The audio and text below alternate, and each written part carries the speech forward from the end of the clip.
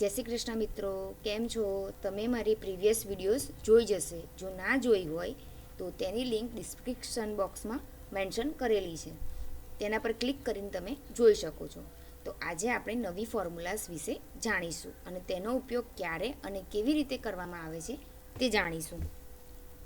તો સૌથી પહેલાં તમે જોઈ શકો છો કે મારી પાસે આ એક તૈયાર ટેબલ છે. એમાં 11 બાળકોના 15 દિવસની હાજરી છે, જે આડું ફોર્મેટ છે. આડા ફોર્મેટને મારે ઊભું ફોર્મેટ કરવું છે. તો કેવી રીતે કરી શકાય? તો સૌથી પહેલાં આપણે એને કોપી કરીશું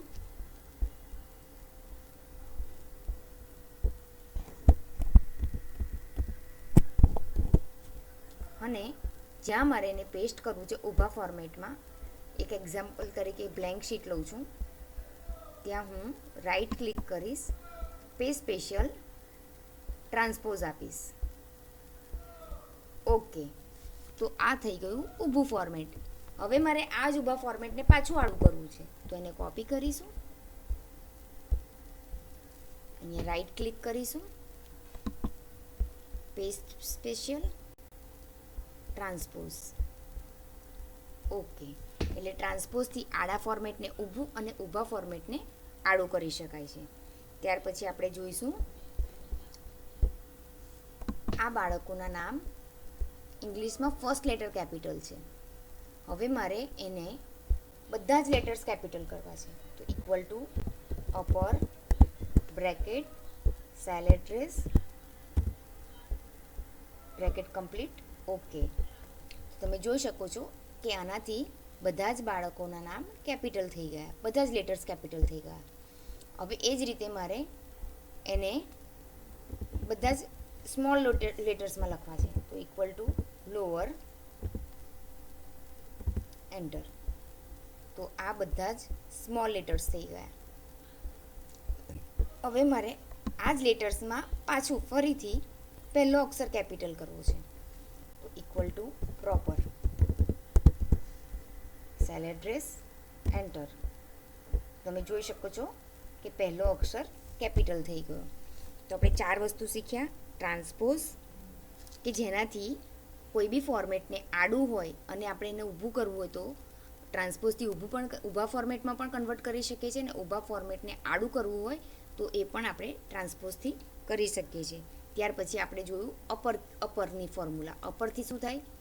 બધા જ લેટર્સ કેપિટલ થઈ જાય. લોઅરથી બધા જ લેટર્સ સ્મોલ થઈ જાય. અને પ્રોપરથી ફક્ત પહેલો અક્ષર કેપિટલ થાય છે. ત્યાર પછી આપણે જોઈએ બીજી એક ફોર્મ્યુલા, લેન.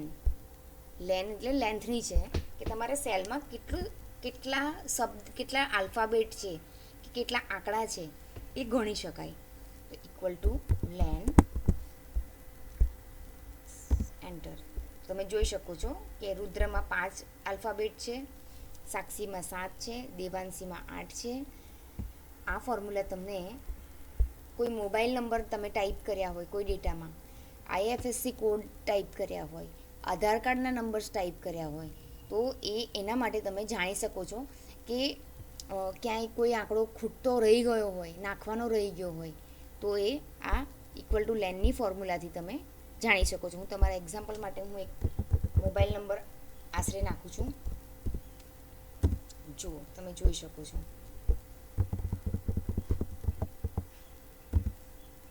જો એક આંકડો ઓછો છે, અહીંથી તમને ખબર પડી જાય, એટલે તમને ત્યાંથી જ ખ્યાલ આવી જાય કે એક મોબાઈલ નંબરમાં એક આંકડો મિસિંગ છે.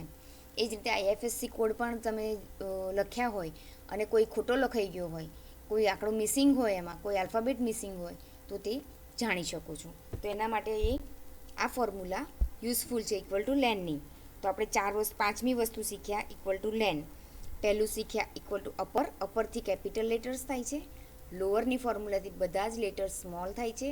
પ્રોપરથી બધા જ લેટર્સમાં પહેલો લેટર જે હોય એ કેપિટલ થાય છે.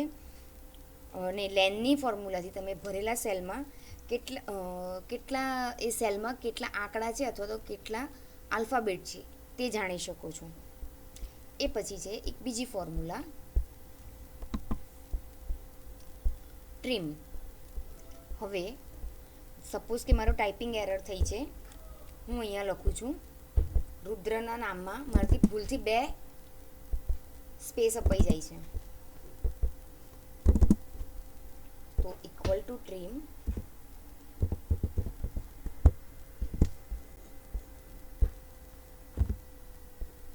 તો કોઈ લેટરમાં કોઈ ડેટામાં તમારાથી ભૂલથી એક એક્સ્ટ્રા સ્પેસ અપાઈ ગઈ હોય, એક સિવાયની વધારે અપાઈ ગઈ હોય. અહીંયા તો આ રુદ્રમાં છે, પણ હું એનું આખું નામ લખું, રુદ્ર એ પટેલ. તો તમે જોઈ શકો છો કે રુદ્ર એ પટેલમાં મારાથી એ પછી 2 સ્પેસ અપાઈ ગઈ છે. પછી અહીંયા પણ હું તમને એક એક્ઝામ્પલ આપું. સાક્ષી સી 2 સ્પેસ અપાઈ ગઈ છે, ગાંધી. અહીંયાને હું ડબલ ક્લિક કરીશ.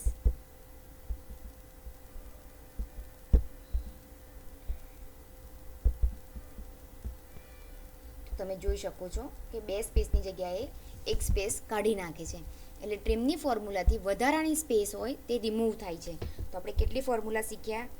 Transpose, upper, lower, proper, len અને ટ્રીમ. જો તમને મારી આ વિડીયો ગમી હોય તો લાઇક, શેર અને સબસ્ક્રાઈબ કરવાનું ભૂલતા નહીં. અને જો તમે નવા હો તો મારી ચેનલને જરૂરથી સબસ્ક્રાઈબ કરશો અને બેલ આઇકોન પર ક્લિક કરવાનું પણ ભૂલતા નહીં. અને આ વિડીયો રિલેટેડ તમને કોઈ પણ પ્રશ્ન હોય તો એ મને જરૂરથી પૂછશો. તો મળીએ આપણે નેક્સ્ટ વિડીયોમાં.